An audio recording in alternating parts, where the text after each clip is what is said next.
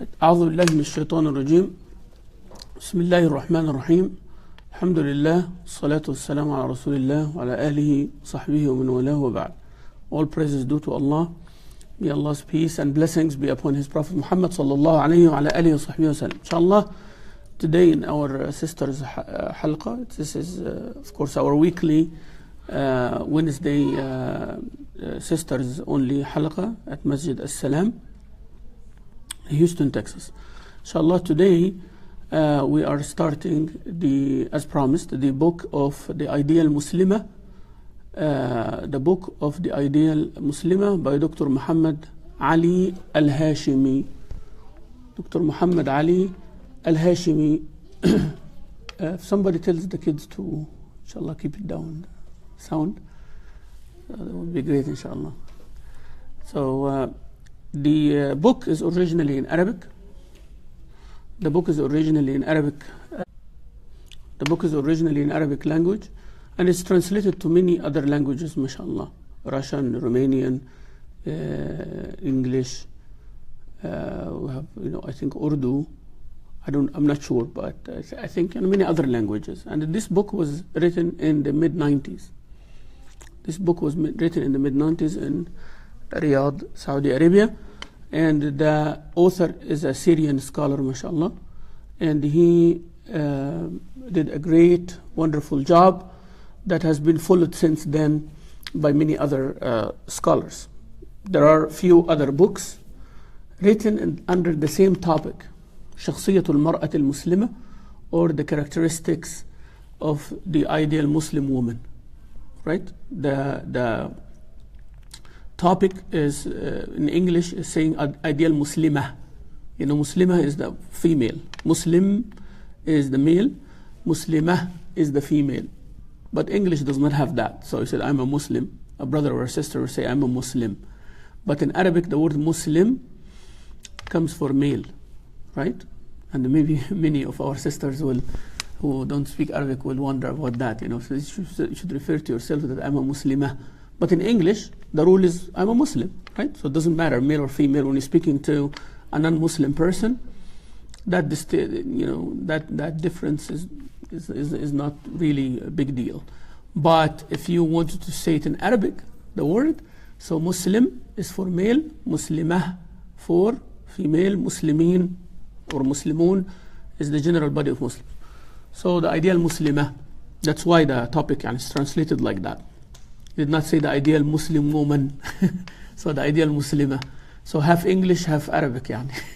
So, anglicizing the Arabic word. But the Arabic title actually delivers the subject matter of the whole book. In my opinion, which I learned, having the topic is the most important part after composing the book. Because, when you see the topic, you should know what this book is all about, right?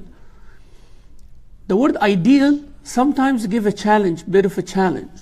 The word ideal sometimes give a bit of a challenge. Well, I don't want to be ideal, some might say, and that's fair, right? I don't want to be an ideal sheikh. I just want to be a regular sheikh. Regular sheikh is good for me, right? I want to be a regular Muslim. Some people, they don't like the challenge, I just, even a person came to Rasulullah sallallahu alayhi wasallam, told him, what are the fard things so I can do? I feel safe in that comfort zone, doing my fard, 5 daily prayers. He told him, you do 5 daily prayers, except if you want to do extra. He said, no extra. He said, what else? He told him, fasting Ramadan, except if you do extra. He said, no extra, right? So, at the end, Rasulullah sallallahu alaihi wasallam said he will succeed if he commit only to the minimum. That one is a dangerous thing, but what I'm trying to say, when you put like how to be an ideal student, in my opinion, maybe I'm wrong, but I'm saying, and inshallah I would like your feedback at the end of the class, as we promised, inshallah it will be an interactive session. But what do you think? Like when I tell you like how to be an ideal daughter, how to be an ideal wife, how to be an ideal mother, how to be an ideal teacher, what does that say to you? I want your feedback on that. What does that say to you? Do you feel challenged? Do you feel like, I'm cool, I don't want to be an ideal person? So that the topic for me, it does have an issue. It does have an issue. That's one. Number two, it is not an accurate translation of the Arabic one. What the Arabic topic say? شخصية المرأة المسلمة. The personality of the Muslim woman. You see, personality is more accurate here. What you should have, first we have to meet the minimum. That's number one. Number two, we have to excel. That excelling now will bring people to the ideal, will bring people a little less, a little more. At least we know what is the personality of the Muslim woman. You agree with me here? So shakhsiyya means the personality, the demeanor, the characteristic. What are the defining traits and attributes for a Muslim woman, which the book discusses. So that's one.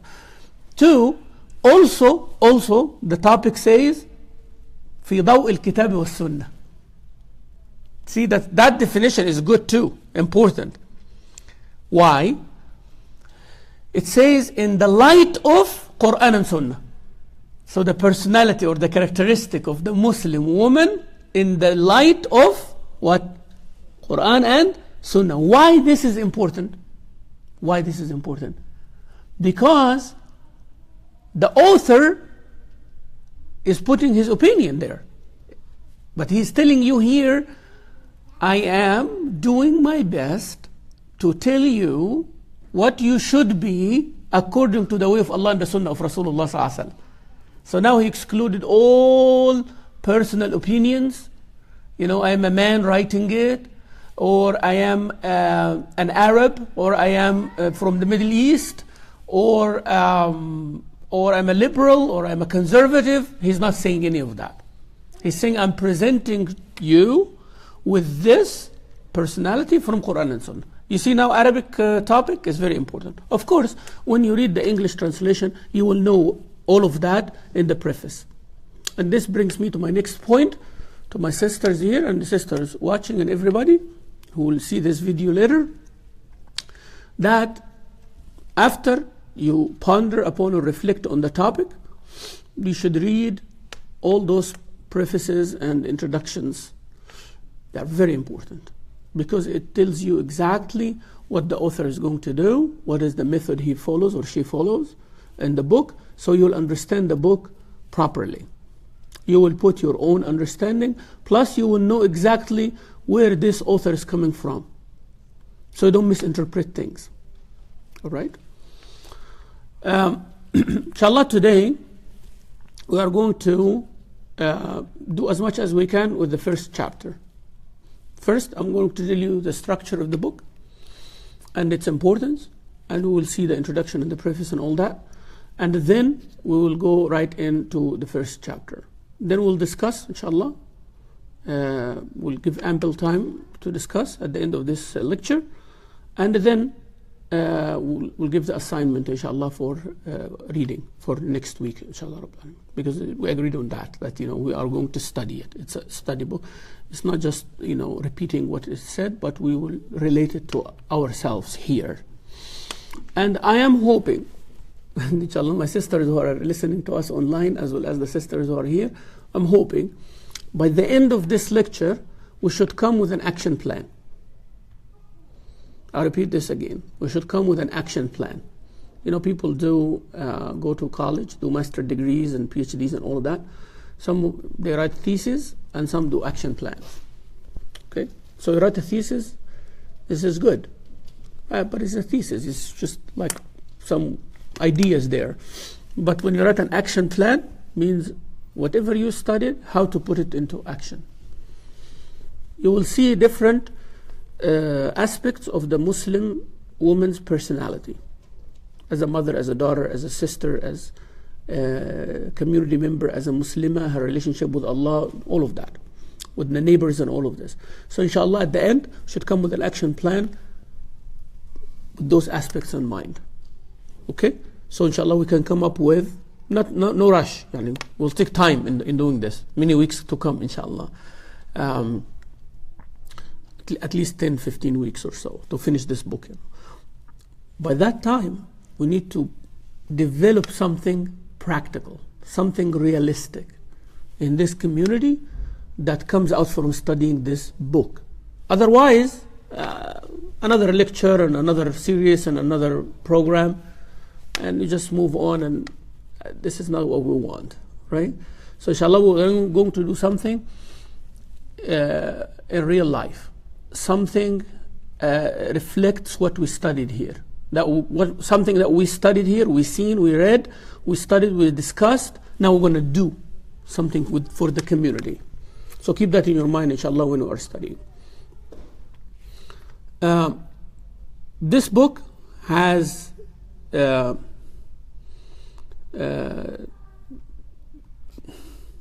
chapters. This book has 10 chapters. First, there is a preface, and this book has many editions, first edition, second edition, all that. But it has 10 chapters. The first chapter, the Muslim, woman and her Rabb, means your relationship with Allah Azza wa Jal. That is the base. Without Aqidah, all the buildings are weak. It's like somebody building a very intricate, beautiful piece of art castle on the sand. There's no foundation. The first wave comes, will destroy everything. Right? Short-lived. So first thing is the relationship with Allah. And I have a method to remember things. Remember it as a tree, or remember it as a building. Like if something like that, either as a building or as a tree. Building means 10, that means that 10 stories. Remember that you are getting into a building, 10-story building. What you're going to see in the first story, first level, Aqidah. Second level, Ibadah. Third level, remember it like that. Okay, so you are pressing in the elevator, number 1 is Aqidah, number 2 is this, number 3 is that. That becomes easy for you to remember things. So whenever you have a big format or a big structure like this, so remember it as a building, right? And start building it. Islam is built on 5 pillars, right? So think about Islam as a building. Because many people think that this is Islam, right? We are saying it's built upon 5 pillars. So those are the pillars of Islam. It's not the building of Islam. Remember that, my sisters, right? Pillars of Islam. People think this is Islam, right? Shahada, Salah, Zakah, fasting and Hajj. That's Islam. No. Those are the pillars. There is a foundation. The foundation is the 6 pillars of faith. Believing in Allah, His angels, books, messengers, hereafter, and Allah's destiny, right? So this is the foundation. Pillars, Shahada, Salah, Siyam, Zakah and Hajj, right? But what is the building? Being good to the parents, spouse and marital relationship, the children, with the neighbors, reading Quran, saying the dhikr of Allah, what Salah leads to, what Zakah leads to, the strong community, the fasting, the poor and the rich, and many other things, right? So that's Islam for you. So Islam is the reflection of these pillars. You got that aspect here? So remember everything as a building or as a tree. There is the root, there is a stem, there are the branches have leaves, then there is a cluster or the fruit comes, the fruit has a seed, you put the seed, you plant it, another tree comes. So think about it like that. So anything in your life, translate it to those 2 formats. Make sense? Okay? I'm going to raise my child. I just have a newborn child. Remember this child as a tree. Okay? Now I'm going to establish the roots. What are those roots? Roots, right? What I'm going to put in that child that he will carry, inshallah, for a long life to come, of 60 years or 70 years to come. What are the roots that I need for that child? Right? When that child, the stem of that child is until the teenage years. Okay? Until they become, and then what are the branches I want? Or it's a building. First level is the first 5 years. Second level is the next 5 years. Third level is, and then he or she can build on. Okay? And then, start, doing these things. In your head, this will help, wallahi, a lot. Since I started applying this method, it helps you with long-term, short-term projects. Long-term, short-term projects. Okay? So you say, today is like my first floor in the project of studying this book. Okay, this is my first floor. And first floor, I need the painting and I need the furniture and I need, these things. So I start, dividing it. Or it's a tree and, how big is the tree and so on. Right? طيب. So the first one is Aqidah. Second one, the Muslim woman and her own self. Wow. This is important, right? As you will see, the author is going to speak a lot about this issue in the preface. He mentioned that there is lots of good intentions among the people who want the sisters to be good. Sisters themselves, or brothers, or the whole community in general, they have good intentions to empower women. But sometimes we look at it from one angle only. And I keep repeating this all the time in the khutbahs and in the dars and all of that. I said, sisters who are advocating for the battered and abused women, you are doing a great, wonderful job. But please, my community, you need to do two things. One, help them out. Two, don't think this only is Islam. Okay? They have a cause. They should know that they are only handling one, maybe 0.5% of the whole need of the community, which is very, very essential and important. Doesn't matter how big it is, how rampant is that abuse issue. Two, you continue and get the help of the whole community. Yourself, don't think that this is Islam for you. Islam have many other things, other than your cause. There's many other things. So the sisters who are doing Sunday school and teaching the students and all that, you are doing a wonderful job, but never think that this is Islam for you or for the kids. This is not only, you need to educate yourself, you need other things. The sisters who prefer to stay home and raise a good family, they don't want to expose themselves to the community, you are doing a wonderful job, but this is not only, and so on and so on and so on. In general, each one of those should see the other different approach sister as someone who completes you. You see now? That is what we are talking about now. When we, as people who are studying this book, should look at each other as different. That's what I mean by action plan. We, at the end of this class, 15, 20, 30 sisters, we should not be doing the same thing. If we come out with 5, 6 groups, each one of them supporting one of those causes, we succeeded. All right? One will help the sisters individually with how to present themselves physically, emotionally, psychologically, and all of that. One will help with the children's education. One was training the sisters how to be good wives and so on. One was bridging the gap between the mothers and the daughters, etc., right?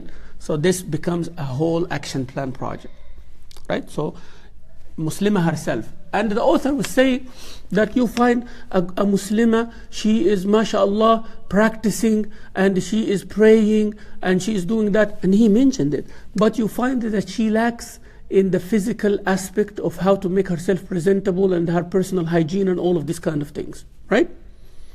Or one who's focusing on this cleanliness and all of that, the physical aspect, but the heart, backbiting and all of these other things lacking into it.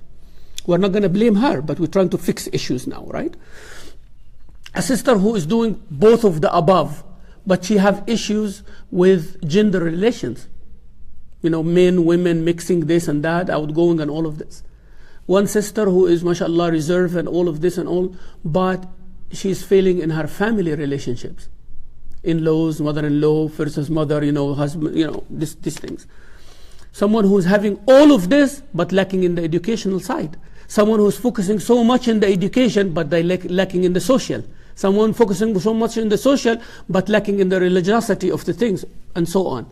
So when we talk about the characteristic of the Muslim woman, how to focus on your asset, like one of those characteristics that you are doing, we are not telling you to stop, but how to tame it, how to make it look nice. According to Quran and Sunnah, you are an outgoing social person, what are your limits? What are your limits? You can be an advocate for things, but what are your limits? Right? You are reaching to the community. You don't have this barrier of being embarrassed or being afraid or having social anxiety. You don't have that. So that's a good sister that we need. But what are the limits? Everything has limitations. It's not up to what you like. Okay? Your education. How far can you go and how can you use this education? With the religious aspect. How far? What are the minimum? What are the maximum? And so on. So focus on your positive aspect. And then other sisters empower you with the parts that you lack in. So that's where it comes. Third chapter, the Muslim woman and her parents. After Allah Azza wa Jal, after knowing who you are, then you need to define your relationship with your parents. Is it a relationship of need? Means when I need my parents, I'm always behind them, or your parents are a value in your life. Yesterday you needed them, today they need you, and that's how it goes. Okay? So it's not based on who they are. It is based on who you should be. I repeat that again. The relationship between you and your parents is not based on who they are, how good they are. Never. Never. Allah said that in the Quran, and Rasulullah ﷺ said that in the Sunnah. When Allah said, وَبِالْوَالِدَيْنِ إِحْسَانًا, did He say, وَبِالْوَالِدَيْنِ الْمُؤْمِنَيْنِ إِحْسَانًا? Did Allah said, and you have ihsan with the good parents, with the believer parents, with the pious righteous parents, with the Muslim parents? He never said that. He said, with parents. You have to do ihsan with parents. Regardless who they are, or what they do, or how they treat you, that's not the point. The point is, who you should be, not who they are. Remember that. Keep repeating it to yourself, right? It will make sense after a while. Trust me. It will take some time to digest. It's hard to digest. Wallahi, trust me. I know stories that will shock you. But at the end of the day, the order is to you as a child, as a son or a daughter. It's not to them. The order is to you. Who you should be when you deal with your parents. Not what your parents are like. They're good, they're bad, they're major sinners, or they're mushrikeen, or they're kafirin. They treated you bad, they did this. That's their thing that they will be asked about by Allah. But now, what you should do and what you deal with them. You get the idea, right? So that's the ideal Muslimah or the sister with her parents. That's a chapter, whole chapter about that. Fourth chapter, the Muslim woman and her husband. I get some comments that I keep focusing on wife-husband relationship every lecture. Because I see in front of me married women. Most of the class, if not all the class, they are married women. Of course, if I have teenage sisters, like mashallah will have right now, then the talk will differ a little bit, right? And because you have to adjust the... But then some feedback said, Sheikh, you are watched online and people will listen to this and view this later on. So please make the message broader, which I agree. That's why I tell you, give me your feedback. There is no enforcement of anything here. The class is about you, those who benefit from this, inshallah. And please forward this to as many of your sisters as you can. We need, as I said, wallahi, I want to go beyond me just lecturing. I'm tired of this. For 20 years, people invite just me to talk, and I don't like that.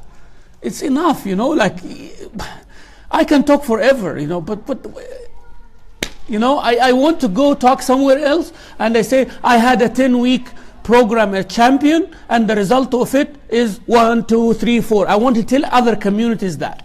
Can we do this, inshallah? Inshallah?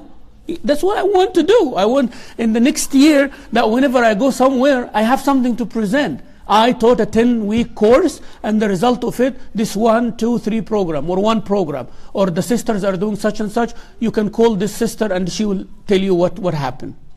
Now I have something strong with me. Do you agree or not?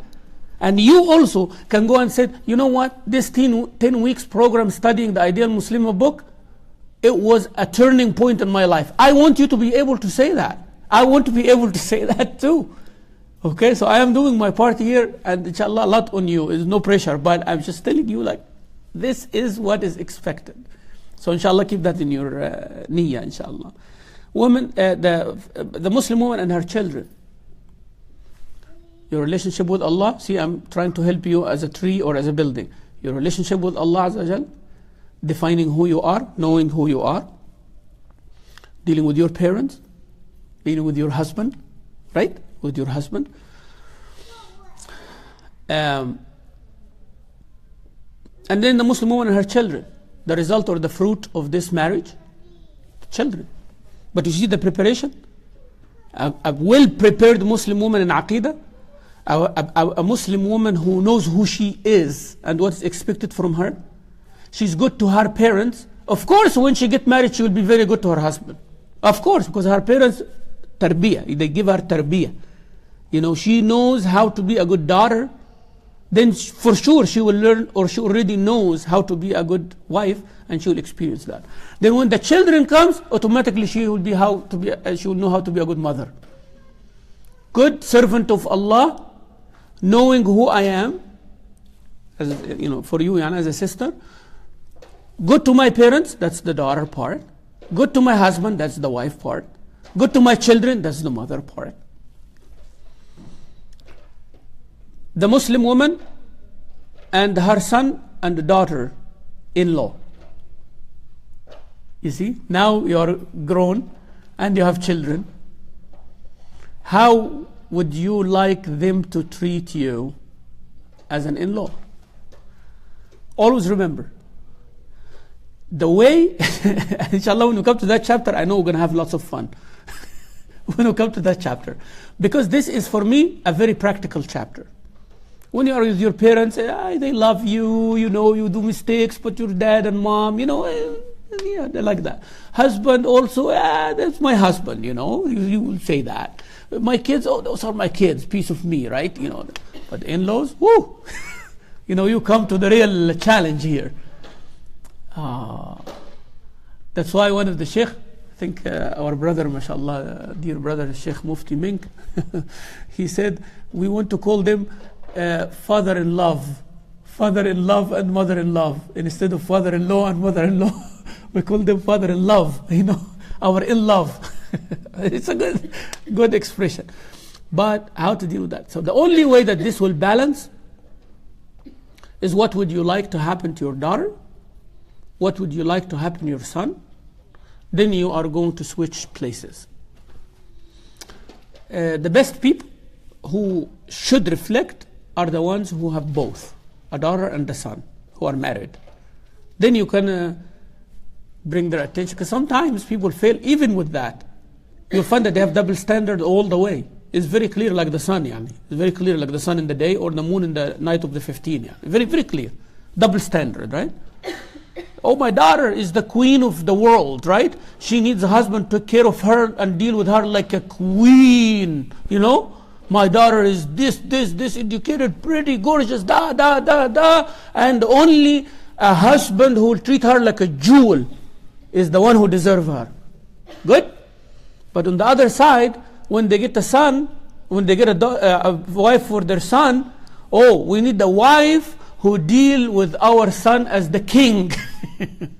You know, she has to help him and serve us as the parents, and they come to the house and live with us and to do everything and all the chores without complaining. Otherwise, she does not deserve to be our daughter-in-law. Subhanallah, do you want your daughter to be treated like that? What if the other family who had a son also wants your daughter to treat him like a king and serve them and deal with them and all of that? Otherwise, she does not deserve to be his wife. What would you say?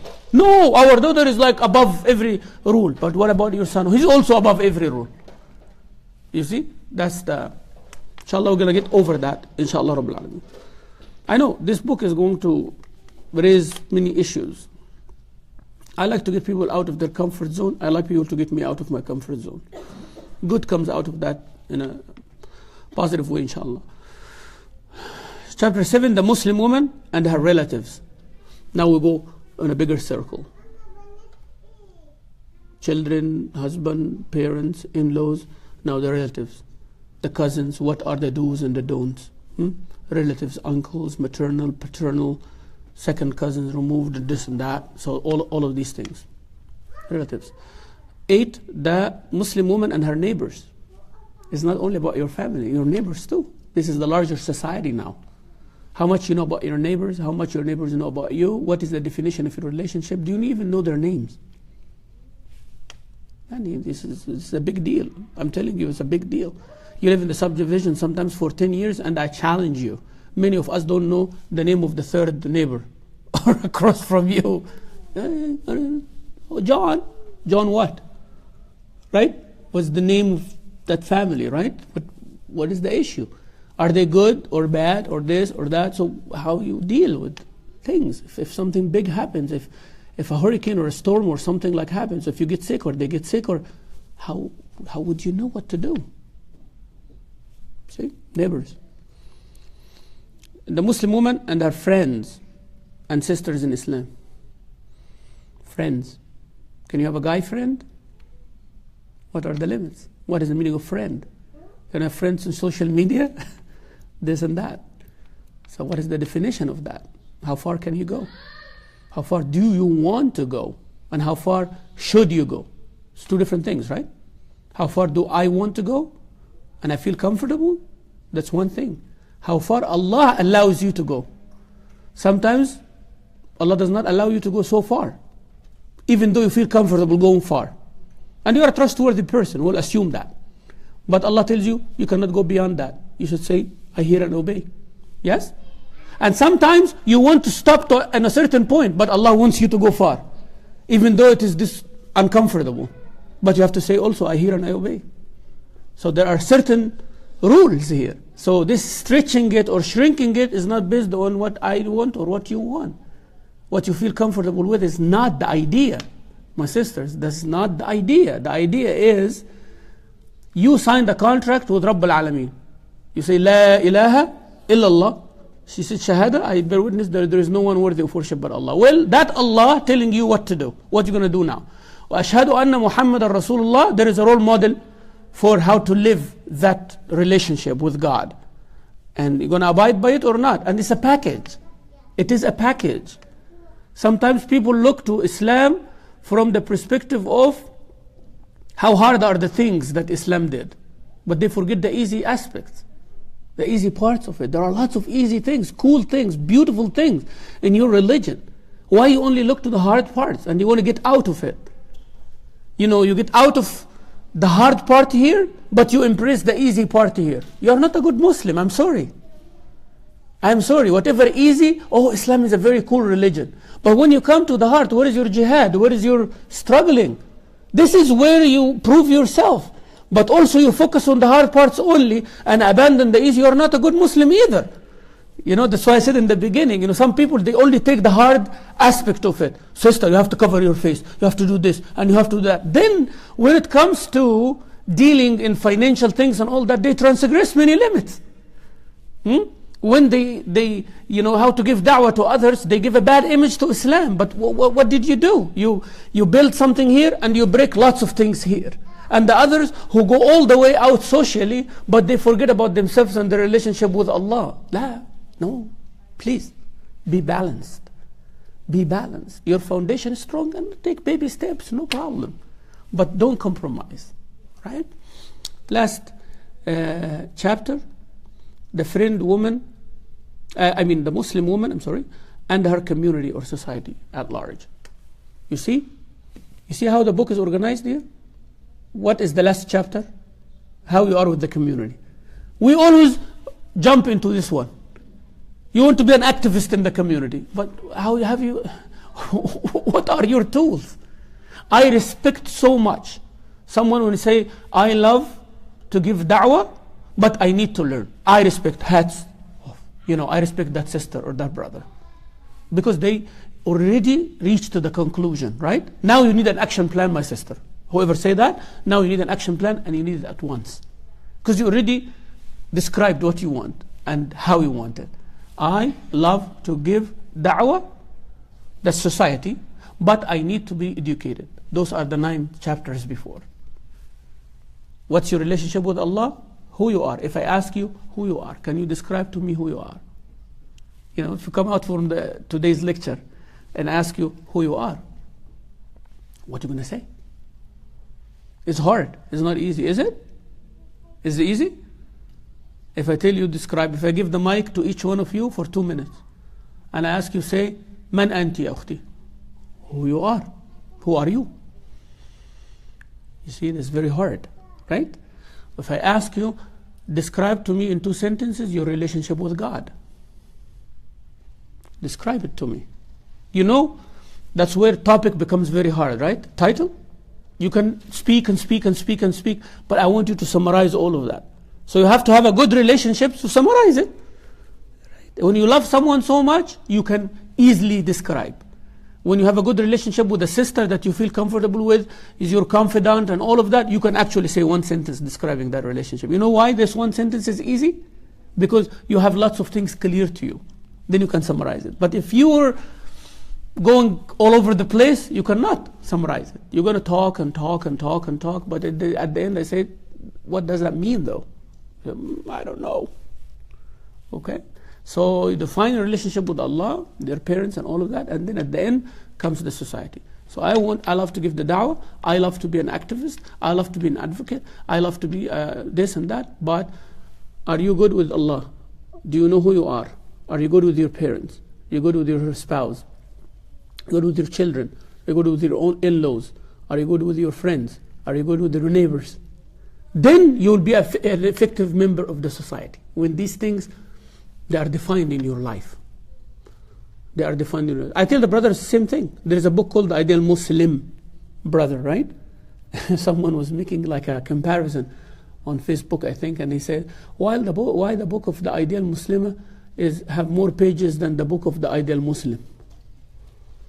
You see, they miss the point.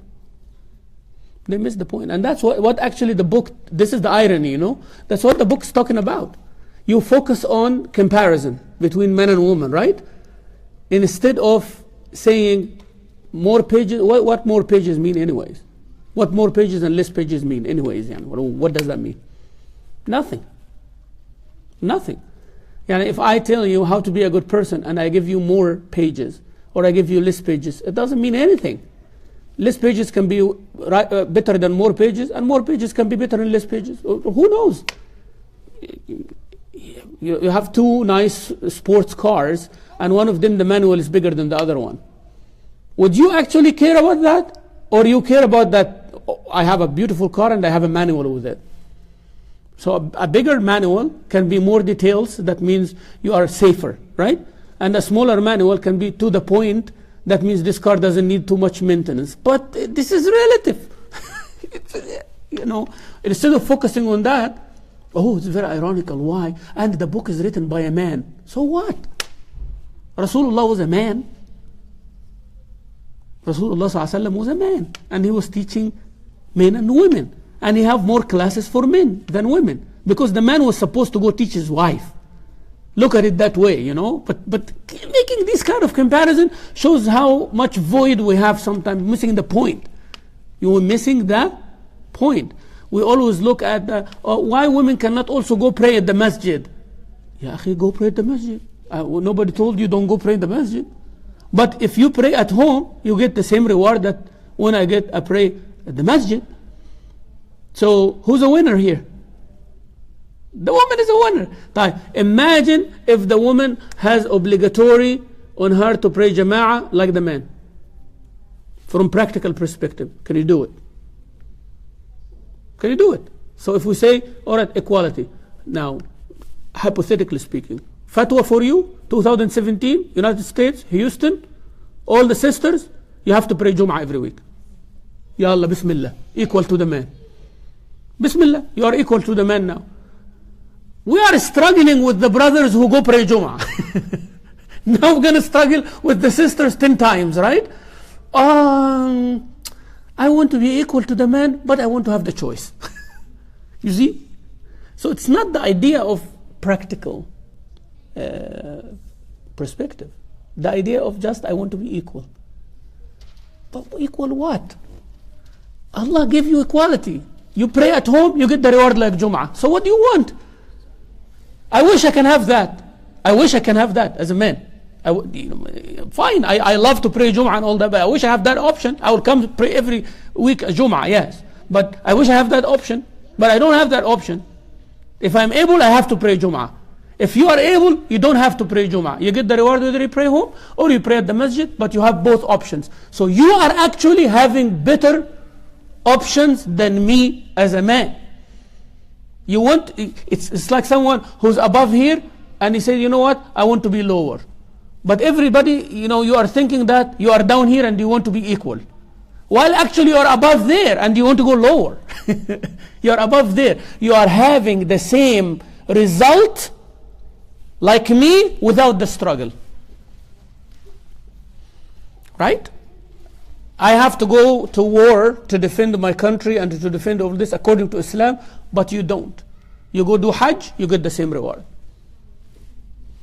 So you don't have to go through the hardship I go through, and you get the same reward that I cannot get without the hardship, but you get it without the hardship. Like they say, duh. And is everybody thinking like you are trying to achieve something while you are actually up there? Why are you trying to go down, sister? Oh, no, I am down, I'm trying to go up. No, you're wrong. You're up there, you're trying to go down. That's like Sayyidina Musa alayhi salam. He's telling his people, Allah send you food from heaven, and they are asking about garlic and onion and beans from the la hawla wa la quwwata illa billah. The chicken barbecued in heaven, the food, really, the meat coming barbecued from heaven. Who's the chef who can cook the food for you better than that, And then in the morning they go and they find on the leaves of the tree something like honey from Rabbul Alameen, man was salwa. Said, nah, we are bored of this. We want to suffer. Oh Musa, we want to suffer. I want garlic so my mouth can smell garlic. La hawla wa la quwwata illa billah. So you are up there, but you want to go down, thinking that no, I'm down here, I want to go up. So this is very important, my sisters. So the Sheikh, he said a passage here. I want to read it for you. In the preface, publisher's note. I'm sorry. Under the book, I think it is Islamic International Publishing House. So I think the book is there, and the book is available, like everywhere. You can PDF and all that. It's available, alhamdulillah. In Arabic, though, I could not find a PDF.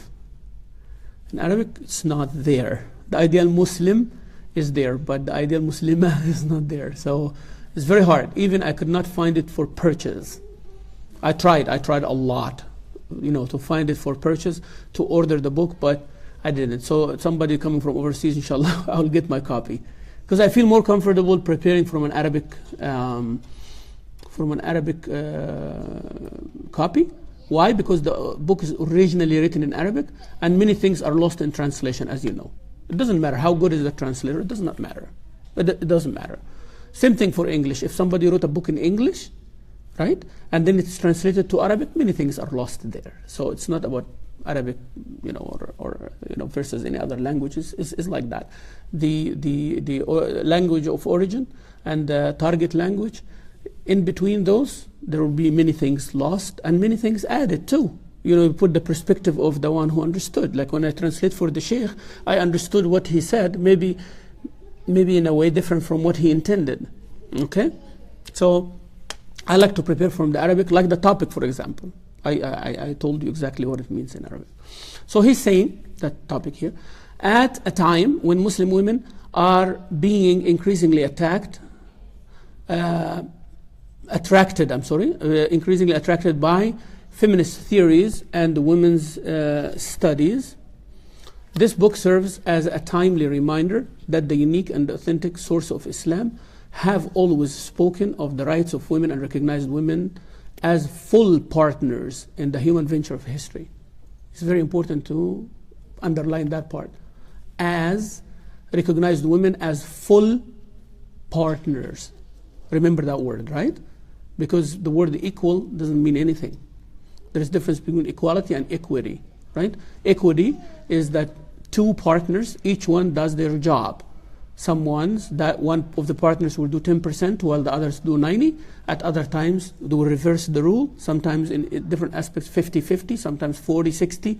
But they are, at the end of the day, partners. Remember that word, right? But when you say equal, you're missing the idea now. Because sometimes equal will not serve the purpose. If we are equal in certain, remember that. If we are going in a journey or a trip, two people, if everything equal, they're not going to achieve. At a certain point, somebody's opinion has to go. And somebody's opinion has to be rejected. Someone have to be on top, someone have to be down. And we reverse the rule. That's how human interaction works. Human interaction, right? Because, when we are moving forward, you want to use this gate, and I want to use that gate when we're exiting from here, right? But the option here, both of us has to go from one gate. The order or the instruction is, two people has to go from one gate. But you have two gates. How are you going to deal with this? What are the possible scenarios? Possible scenarios that we both agree to go from the right? Right? Or we both agree to go from the left? Or we agree to go each one from the right or the left? Or we say, you go first, I go after you, and I don't want to go now. Different scenarios. Or we stand there and keep fighting which gate we go from. And we miss the whole idea of getting out. Exiting, So this is what happens.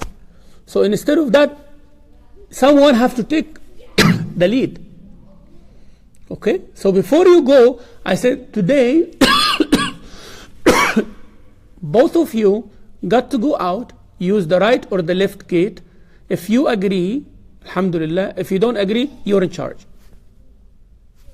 to get out of the gate. Because I want you to get out of the gate. That's the whole idea.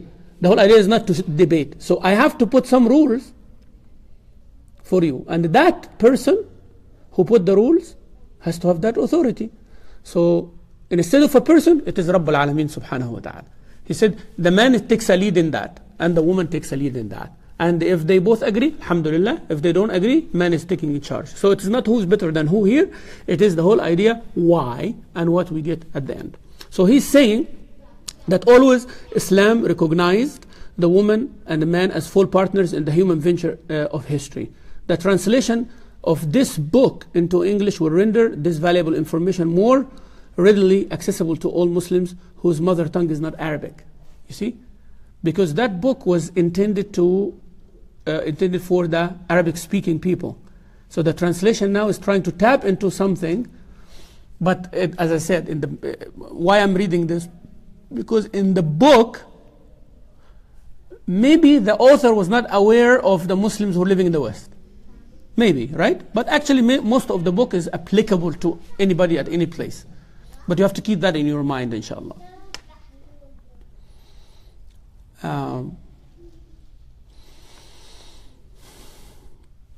Also, is mentioning, this is his second book translated into English. The first one was The Ideal Muslim. So first he started The Ideal Muslim, and second he started The Ideal Muslimah. And in my opinion, I reviewed both books. In my opinion, when you studied one, you should review the other one. You'll find lots of repeated information. 60-70% repeated. Exactly repeated. And that tells you that, this is the whole idea, both addressed by Allah Azza wa Jalla. So if we saying your relationship with God, what would be the difference? Your relationship with your parents, what would be the difference? Yeah, rights of husband and wife, there will be difference. Duties toward your children, some difference. With your neighbors, no, women cannot interact with men in a certain level. Also, men cannot interact with, but different perspective. So you look at the other book. After we finish the studying, my advice is to review the other book as well. As sisters, review the other book, How the Ideal Muslim. So you get an idea. That's what's required from me for you, as a female. Also, that's what's required from the male as well. So you know how to reciprocate sometimes.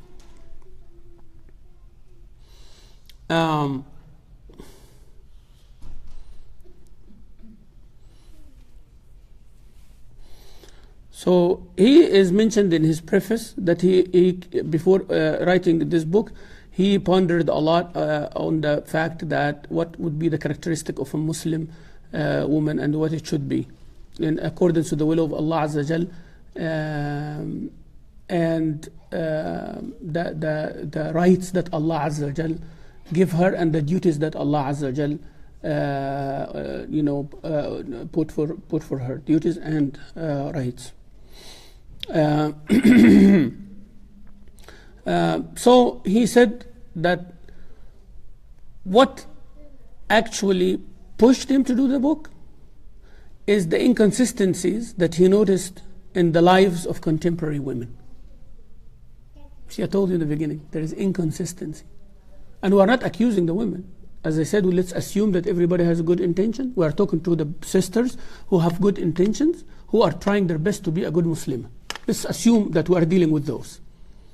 Because if we address those, inshallah, they are going to bring other sisters as well. That's why when you're reading that book, don't feel that you are accused with anything.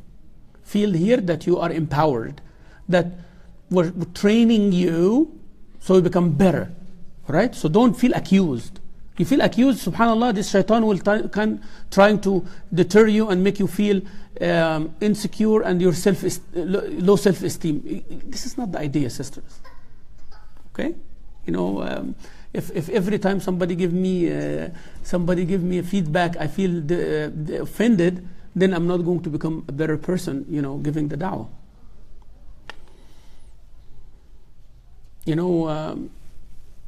20 years I've been giving khutbahs and lectures here. And I remember many years ago, I was giving khutbah of Jum'ah. And after the khutbah, a brother came to me and said, Sheikh, I want to talk to you for a minute. I said, sure. Then I go and he said, why you scream in the khutbah? Why do you scream? I said, He said, you had a microphone and we can hear you great. Even the masjid was small, right? He said, if you don't use the microphone at all, nobody's out of this hall. Right? So all the people you see are the people who pray. The hall is not even full, Okay, so there's a small musalla masjid and it is like 3 lines. And you have a microphone, so why do you scream? I looked at him and said, inshallah, we'll think about it. He said, try to, realistically speaking, honestly speaking, I felt offended a little bit. What is this? Why is like this? So, all this brother who busy about is like thinking about me screaming. What did you get out of the khutbah? I should have told him, right? But then it kept going on my mind until the following Friday. Okay? Then I said, let me experiment myself. What he says, right? Then I lowered my voice. Like I'm speaking to you now. Okay? So I completely opposite. Spoke on it. And after the Jum'ah, many brothers and sisters said, Wallahi Shaykh, that was your best khutbah. Actually the topic was not that of big deal, like regular, how to be a good person, hadith. And then I say, okay, the brother was right. You see? So don't feel your person giving you feedback is accusing you. Even if their intention is accusing you, don't worry about that. What are they saying? Is good or bad? That's what you should care about. So the author gives example in the preface, as I told you. He said, for example, you might see a Muslim woman who is pious and righteous, observing all the rites of the religion, but she neglects oral and bodily hygiene and does not care about the offensive smell emanating from her mouth and body. Or she may pay attention to her health and hygiene, that's the opposite, but is failing to observe all the rites and acts of worship prescribed by the religion. So you don't be offended, right? Because this is exactly a replica on the brother's side as well. Okay? So people come and say, Ya Shaykh, why you are talking about this, talking about that? But the brother, he comes swearing to the masjid. Okay? or plays a game in the community hall, which is great. This is fine. And again, I know whoever listening to that will come at me. And I know that. That's part of the package, right? And I'm not going to stop. This is me doing it. And I'm continuing doing it. I don't mean any personal things. I don't mean, wallahi, I don't mean a personal person. Some of the brothers even, I don't know their names. I don't remember their names. I know them by face. But you are a good person. And you criticize and you think I'm talking to you personally, but think beyond that. You came and enjoyed a game of whatever, and you are sweating, and the sweat is coming all the way on the floor here, right? And then the salah time comes, and you stand here. There is a brother in your right and a brother in your left. Your sweat came in their clothes. Your sweat smells, right? And all of that. So what good did you do? You took care of your health, and I'm doing this, it is better than, you can give me a list, right? But what is that negative thing? Right? So you can solve that? Yes, you can. You can solve it. You can solve it. You know, in your car, you should have this kit, right? That kit has a qameez, that I'm talking about the brothers, a qameez, right? That, have another set of, under, shirt or something. Take a shower at the masjid. Stop the game 15-20 minutes before the salah. Take a shower at the masjid. Put your qameez. Come and pray. And alhamdulillah, when you go home, take a major shower or whatever. It's easy to do. It's easy to do. If you come do it once a week, why you have to abandon one thing on the other? Why you have to play until the iqamah time comes? Why do you have to do that? Where is the balance? And then you say, Ya akhi, Sheikh, it is better at least they come to the masjid. Do you want them to stop in the masjid? Okay, now the guilt trip. Take me there now, right? So I am responsible now. Either I shut up as a sheikh, so these brothers continue coming, or I speak and this brother will not come, and you, sheikh, did it. Same thing goes for the sisters, right? Come on now, let's grow up, please. And I'm telling you, I am telling you for a fact, this, I will have comments today. See, after I said, I'll have comments today, will come to my office. Sheikh, you offended many brothers in the masjid. Okay, all right, cool. Alhamdulillah. So he's saying sometimes this happens. So sometimes take care of the hygiene, but abandon the spirituality. Sometimes take care of spirituality and abandon the hygiene. Also, he said, or she may be performing all the acts of worship required, but she does not have a proper understanding of the holistic Islamic view of life and humanity. Sometimes like that. You find a revert sister coming into the masjid, and all the aunties or the older Muslims and all of that, the sister does not know how to pray, and everyone's, oh, Allahu Akbar, attack the sister like, she is easy. Easy, subhanallah, easy. This is a child. This new Muslim sister is like a baby, like a child. See children running around, and we kind of give them like that distance. This is some baby. They accepted Islam a year, 2, 3, 4. Still, wallahi, some sisters 5, 6 years, and they don't know how to do salah properly. Whose mistake is this? Us. Collectively. Us. Collectively. Because we criticize, but we do not help. A brother accepted Islam last week. If this brother does not know how to do wudu and salah within a month, who's responsible? Him or us? Us too. He's responsible about striving to become a good Muslim. But where are the resources? I'm sorry, but where are the resources? How many of us, came to the brother after the Shahada, Takbir, Allahu Akbar, Takbir, Allahu Akbar, right? Assalamu alaikum, brother, mashallah, congratulations, Assalamu alaikum, khalas, alhamdulillah, done. So how many brothers said, okay, let me teach you wudu, brother. Would you come please 2, 3 nights? Inshallah, we'll make sure that you does the wudu right. Allah will reward you every single time that brother or sister make the wudu for the rest of their life. Can you imagine that reward? Would you please imagine that reward? Imagine it in your head. That one person, all the wudu she will do for the sister, all the wudu she will be doing 5 times a day for the rest of her life, you get a carbon copy of it. And of the salah also, because their salah will not be valid without that wudu. You taught a sister how to make ghusl or how to make wudu. Every time she is doing that act, you will be rewarded. Maybe your own act is not rewarded, but you will be rewarded for sure for her own act. Instead of criticizing, teach one good thing. One good thing. And please give them some area of making mistake. Just make them love the deed. Wallah, they are pure, they are good. It's enough that they lived the Jahiliyyah life and now they are changing 180 degrees. They are not raised in an environment like me and you. It's a big deal. So, yeah, he's saying that might be like that. Or, and this is a big one now, or she may be religious, but she does not have control of her tongue in gathering and refrain from gossip and slander. So sometimes we don't make the connection between that. Again, everything we say to the sisters might be for the brothers. Actually, it is for brothers as well. Religious, mashallah, good and all of that. But then, you finish the whole thing in the masjid and outside there, 5 minutes, destroy everything. You don't pay attention, do you? Well, sometimes you don't pay attention, right? Oh, big lecture, mashallah, all of that.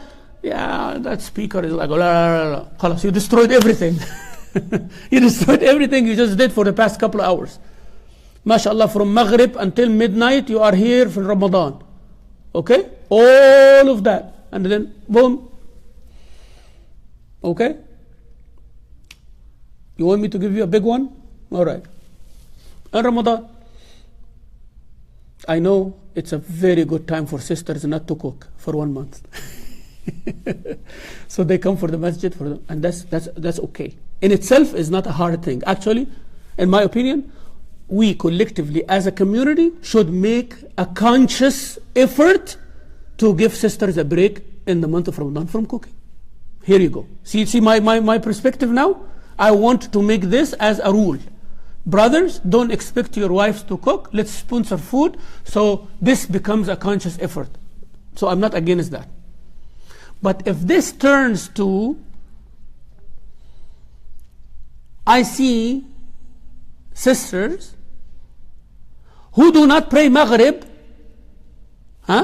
because they want to be in the first in the line so they can get as much food as they can, and take it home, and they don't care about Salah.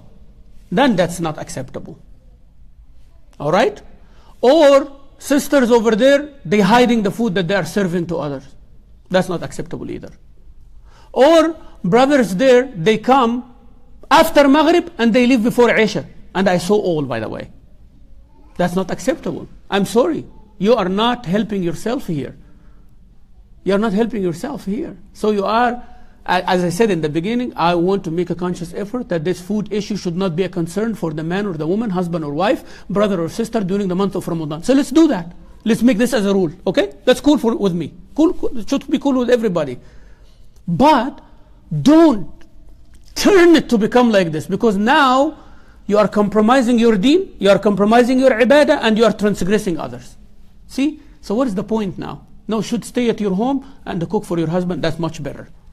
Please, relieve the community from this problem. Because you lose and others are transgressed, and we come Ramadan with our hearts here heavy. Some sisters complain, some brothers complain. So you created some issues. People are not focused in their ibadah anymore. Just for food, subhanallah, for a plate. What? Yani you are saving $10-15 every day? At the end of the month, yani what did you do? Save $500 and you lose your deen, you lose your ibadah and make others lose because of that kind of behavior? Come on now. Yeah. I know it is hard. This lecture is something. Yeah. Or she may be religious and knowledgeable, but she does not treat her neighbors and friends properly. Or she may treat female strangers well, but she is failing to give her parents the love and respect that they deserve. I get this complaint, not all the time, but lots of times. Sheikh, this brother is Hafiz, but he is not treating with his parents properly. Sheikh, this sister is so good with her husband, but she feels ashamed being with her parents or her parents are around. I had a complaint one time. that somebody come to me and he cries at the office. We have a Hafiz son and a good daughter, whom they go and is socially, mashallah, presentable and respect elders and all of that. But the son does not want anything to do with his father, and the daughter is ashamed from her father in public because he has some mental issue or psychological issue. And they did not know about it, and they thought that the father is intentionally trying to embarrass them, talk to them in public like this. But they never thought that, let's check. And when they checked, they found that the father is struggling. He's struggling. And he needs help.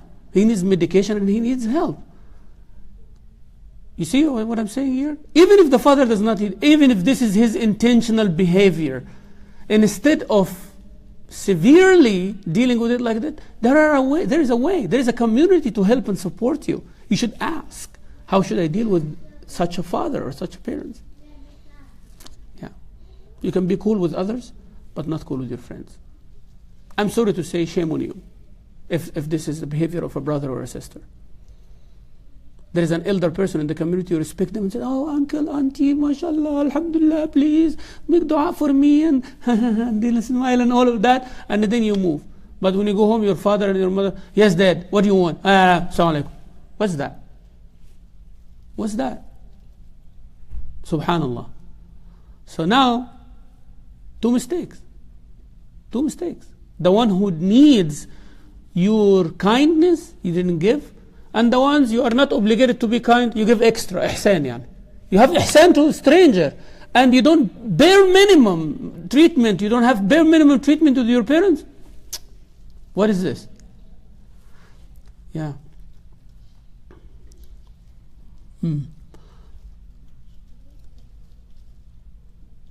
Or she may be treating her parents properly, but neglecting her husband's rights and failing to be a good wife to him, making herself look beautiful at women's gatherings, but neglecting her appearance in front of her husband. All right. So husband comes home, and mashallah, the sister is very busy, and you smell the biryani from like a mile away. Nice. You know, if a husband have a taste for food, he will be very happy. Okay. But I'm not talking here about short term, because this is short term. Once the meal is done, right? But over time, over years, what is the subconscious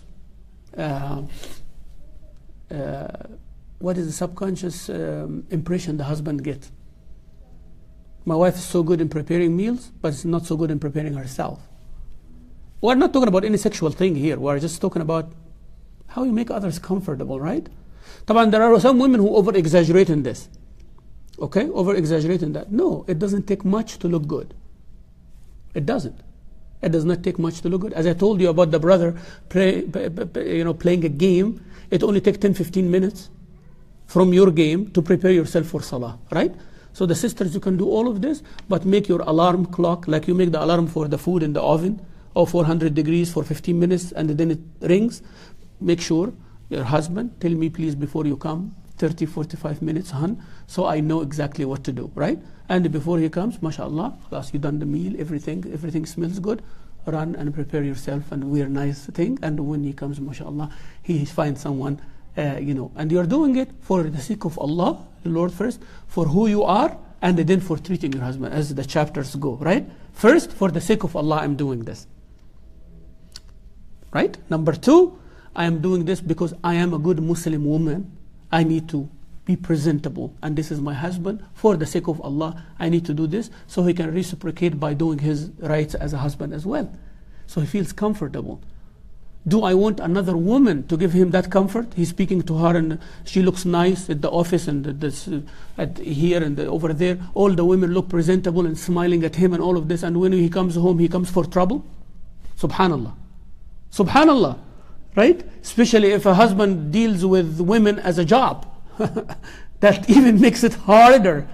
He is not looking forward to go see his wife. Actually, it becomes negative. I feel more comfortable in the job. All these women are smiling at me, it gives me empowerment. But when I go home, this is a serious matter. Now I have to deal with it. So, and it goes both for husband and wife. Yeah. Um, or she may be taking good care of her husband, but not taking care of his parents, or encourage him to be righteous or to fear Allah Azza wa Jal and to do good works. That the woman play a role on her husband's piety and righteousness? Absolutely, a big one. A big one. You know, you might succeed in making your husband love you and depend on you psychologically and emotionally. By the way, this is easy for a woman, by the way. But subhanallah, sometimes you are not a support to your husband spiritually. Okay? So the wife is doing all of these things, but in the morning she does not encourage him to go pray Fajr at the masjid. You should be that support, sisters. Wallahi, you should be that support. Assalamu alaikum. Are you going to pray Jum'ah, inshallah? You know he's at work, right? You're going to pray Jum'ah. Which masjid are you going to? You see? And then after the Jum'ah, I can't wait until you come home and tell me everything about what you heard in the Jum'ah today. You see, this makes a difference. And then nicely, you do it nicely. Don't make him feel that he's like a child and you're going to test him. Don't make him feel that either, right? But yeah, because it's very important. It's very important. You know, the worst thing that the husbands feel that his wife is like treating him like as if he's a child and she's his mother. Did you do this? Did you do that? No, with love, right? You know, make him feel you are the leader of the family, you are the this, and subhanallah, you know, Allah give us a gift that you are our caretaker and all of this and all of that, and I love you so much. You know, this kind of encouragement, and then ask, like, I need this from you. It's not like, you need to pray Fajr in the morning, you need to go for Jum'ah. That's an approach, right? But I would need you to go pray Jum'ah, because I depend on you to tell me what you learned. You see that? Different approach, but the result is the same. Okay? It's very important. Very, very important. And you share this lecture also. You know, subhanallah, today we learned 1, 2, 3 points, and the Sheikh told us about the tree, about the building and all of that. And you know, there is another book, Ideal Muslim. So how about you read this book and I read that book and let's compare. Something like that. Right? Husband, wife. Husband, you read this book and I read that. Oh, the chapter is the same. You know, look at this. It's a good thing. Good exercise for you, inshallah. Yeah.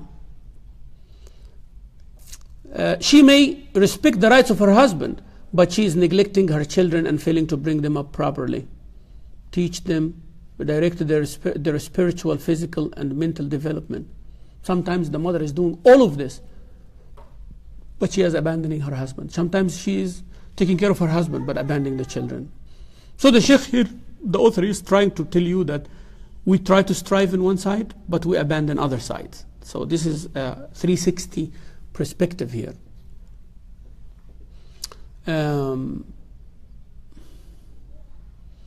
She may be paying attention to all of that, but she's failing to uphold ties of kinship. Her family are compromised. Or she may uphold the ties of kinship, but fail to uphold social ties, or vice versa. Sometimes a sister is taking care of her friends and all of that, but she's not taking as much care or half of it with her family. She would listen from her friends the advice with utmost attention and respect their opinion and everything, but if her brother or sister advise her with something, she will not accept it. Right? She would accept people to talk to her about how to raise the children, but if her brother or sister talks to her, you cannot touch my children. Don't like that. So it's yeah.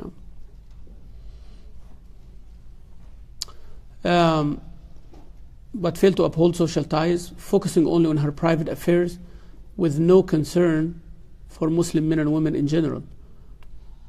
Or she may be concerned with both her own and society affairs, but she is not taking care of her own intellectual growth by continually reading and seeking to increase her knowledge. How many of you sisters, and I'm not expecting an answer from you, but how many of you have dedicated 1-2 hours a week just for your private reading? You know? You know, the person here in America is supposed to read, they say, and is supposed to be reading at least 1 book a month. At least. This is the bare minimum. 1 book a month.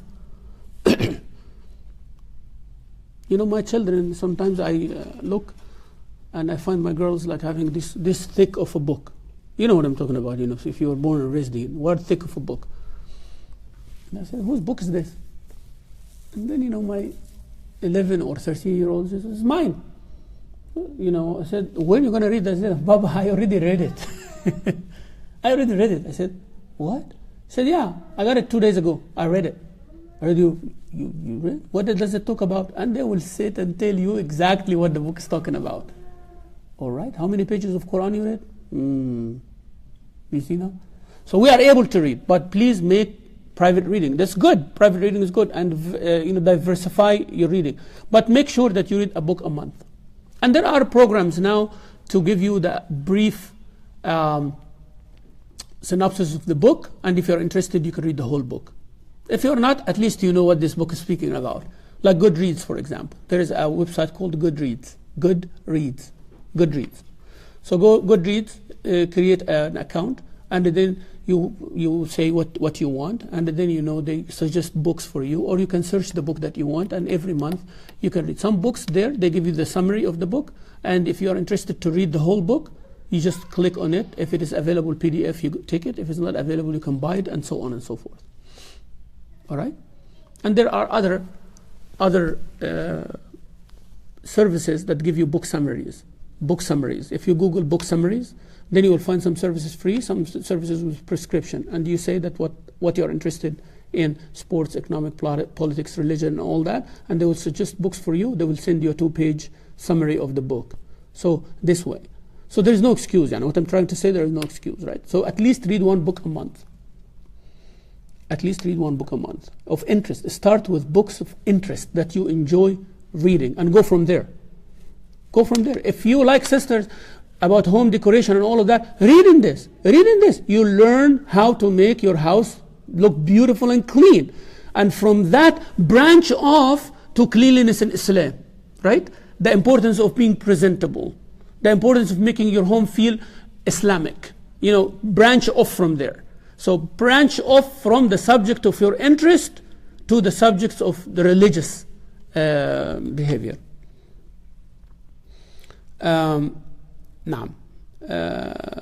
Maybe a sister is absorbed in reading and studying, but she ignores her house or children and her husband. So always balance,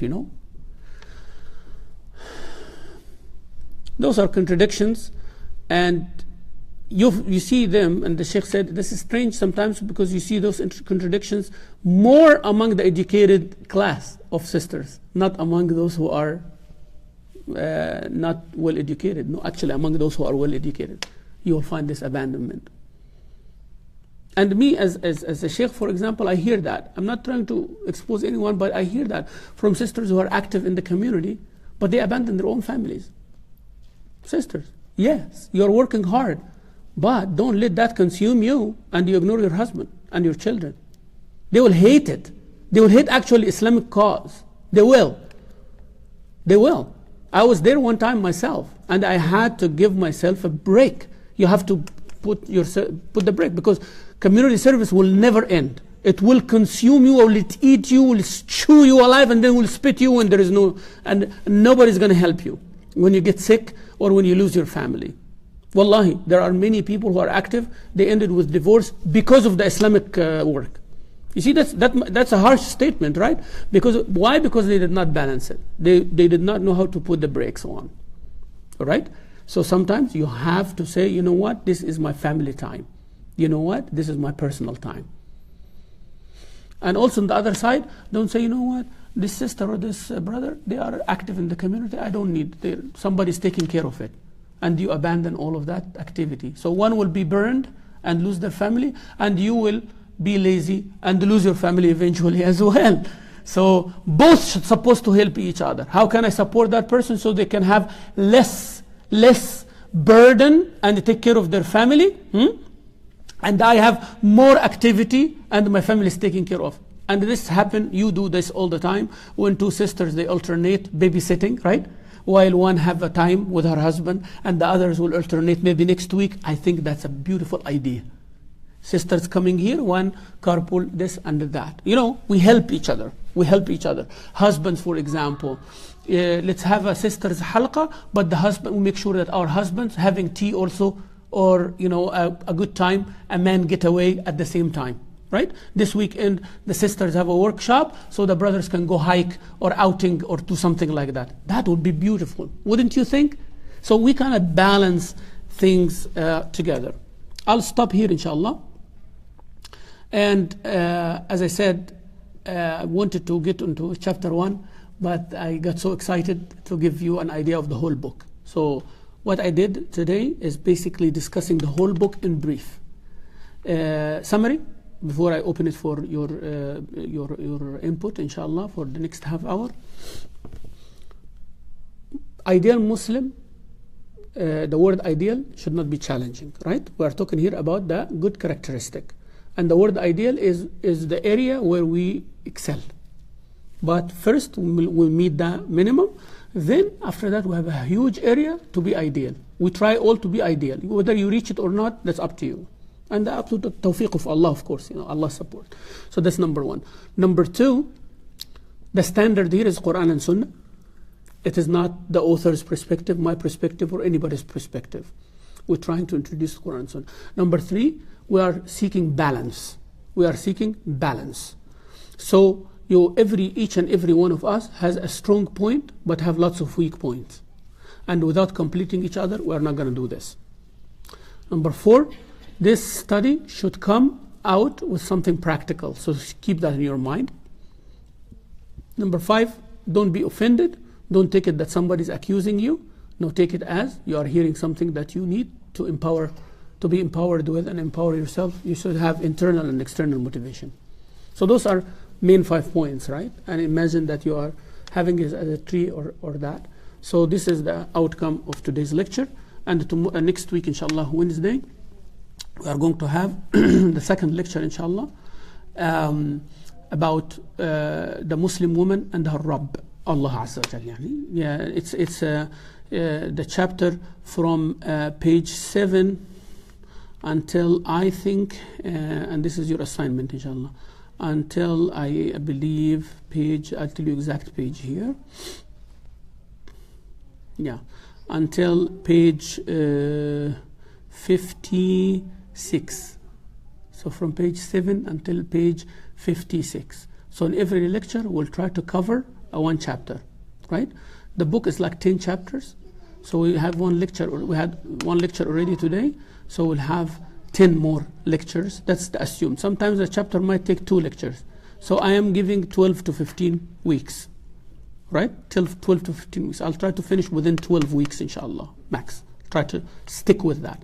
So inshallah, this only will happen if you come prepared.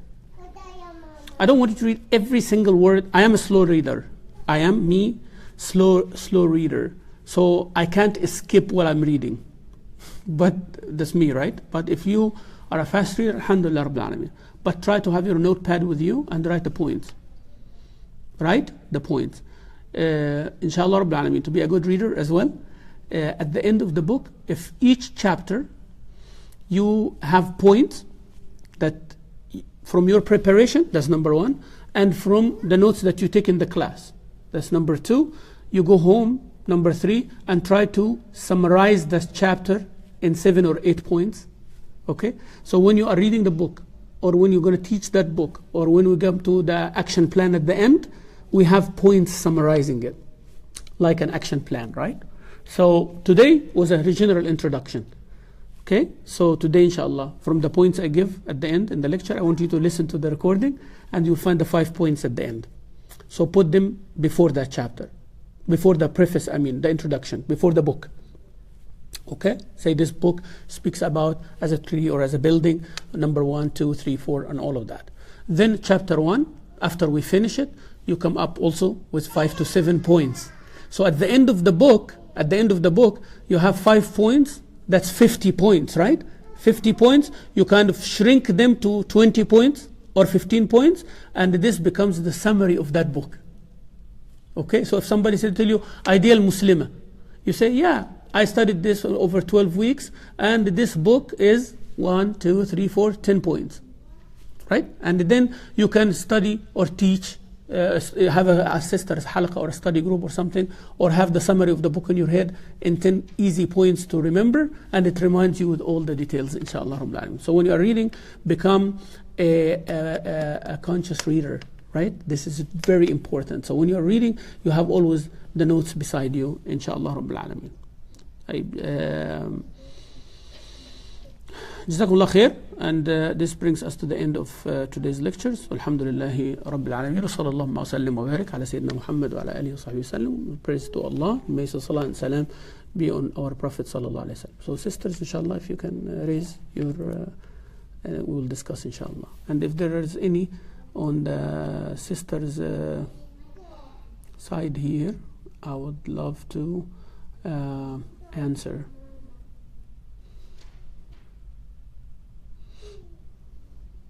Yeah, I don't know how to look at the things in the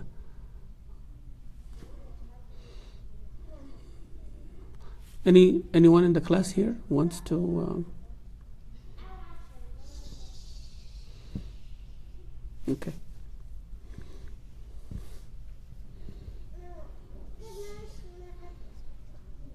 So does anybody have the Masjid Salam Facebook page? Does anybody have Masjid Salam Facebook page? Huh? If you have it, open it, inshallah. And if you have questions, please address them to me. If any of the sisters or brothers watching, they have it, please address them to me so I can, because I cannot access while I'm broadcasting, yani, and I don't want to be distracted. But go ahead, sister. Raise your hand. Yeah. How do you know if someone is possessed by a jinn? Like, what are the signs? Okay, if how do I know if someone is possessed by jinn? How do I know? All right. Briefly, there is lots of superstition and lots of fake ways of handling this subject, right? So be careful. First thing, if you are going to seek help of somebody, which my advice is to do so after what I'm going to tell you, but when you do, choose a person whom you are sure about their piety and righteousness, and ask about them and make your research about them before you go to anybody, right? You don't go to a person who is known that they're not knowledgeable, they're not pious, they're not righteous, they touch women, and they do this kind of things. So if somebody say that I will do ruqya for you, but they end up touching you or putting their hand on their head, you know that they're fake, they're no good. All right? So I want you to know these things, because this happens, okay? How do you know that a person possessed by jinn? There is no way to know on your own. So we read the ruqya. There are certain ayat, verses of Quran, and the sunnah of Rasulullah sallallahu alaihi wasallam. So there are three possibilities: that this person have evil eye, ayn, and Rasulullah sallallahu alaihi wasallam said al-ayn haq. That somebody give you an evil eye, did not say mashallah, or you did something, and then you feel lethargic, you feel bad, you feel like groggy, you don't feel good, right? It's unlike your own. It might be because of that evil eye. Number two, it might be a jinn who is touching protected because you are not doing your job, right?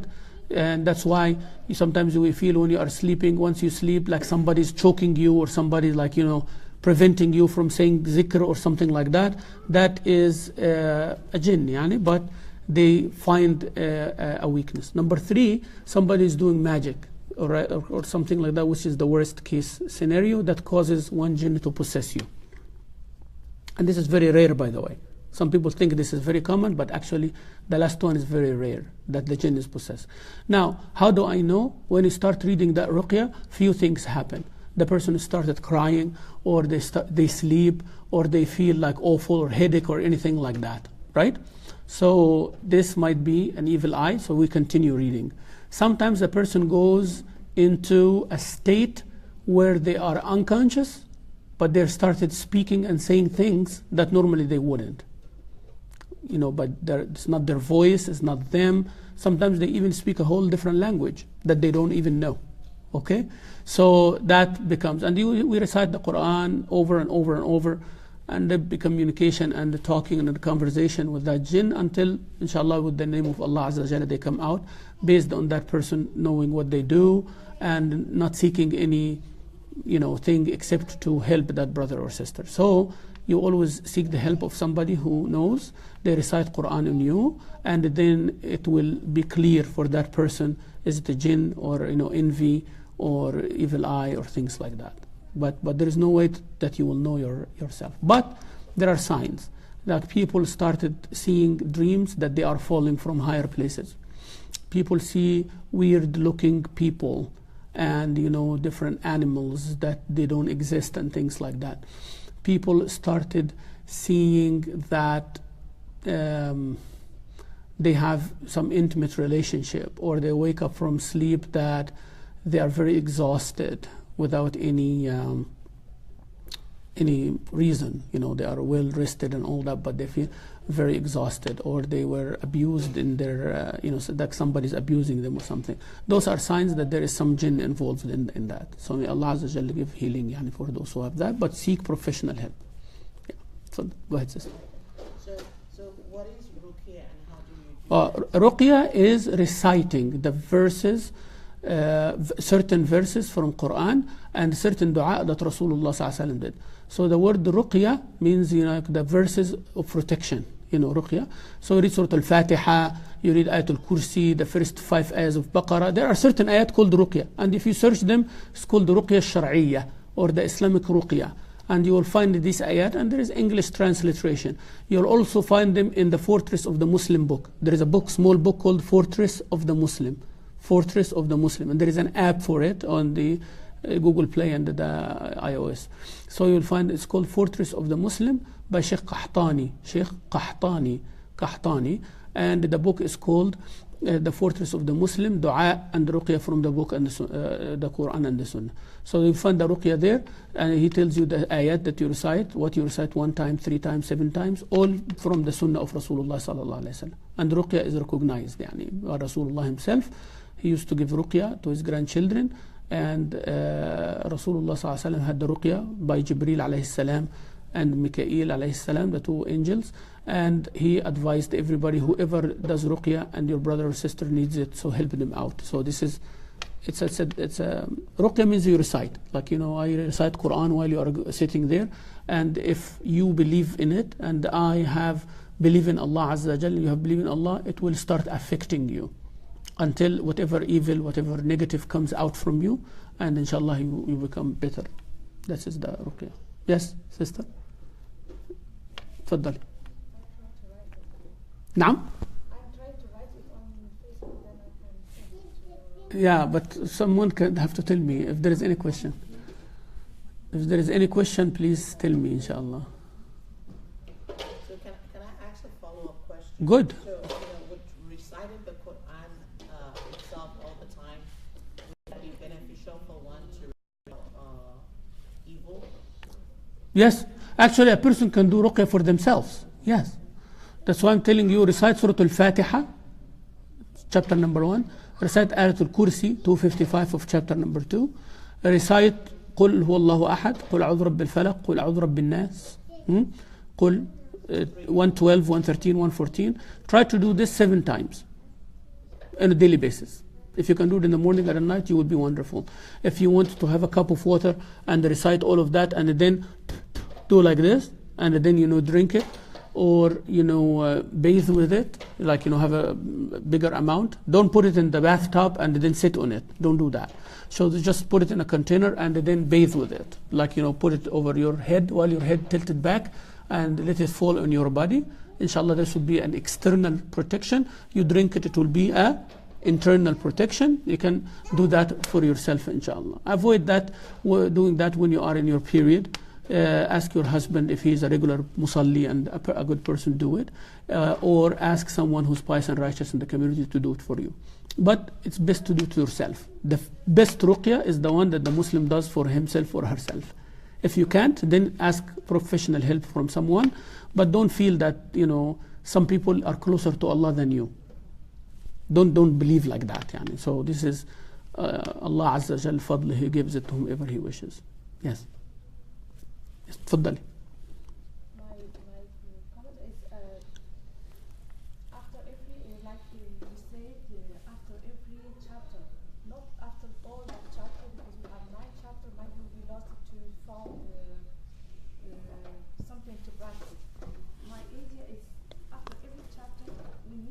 create or to found for ourselves homework.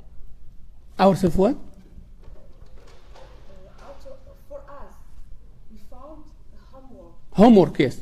Like for example, after chapter 1, our relationship with Allah, with Rabbil Alameen, we have, as everybody who watched that video, who is on that halaqa, we must find homework to do. Ahsanti. So the sister is suggesting what, in following up on what I said, that she said instead of finish, if I understood it right, instead of waiting to finish the book to come with an action plan, we should do that after every chapter. Every chapter, our homework today, we talked about the relationship with Allah, so our homework today is to focus this week on our relationship with Allah to do such and such and such. Right? And my suggestion is, between us as a group of women in WhatsApp, we can exchange our experience. What was hard for us to do as to practice our relationship with Allah? What was easy?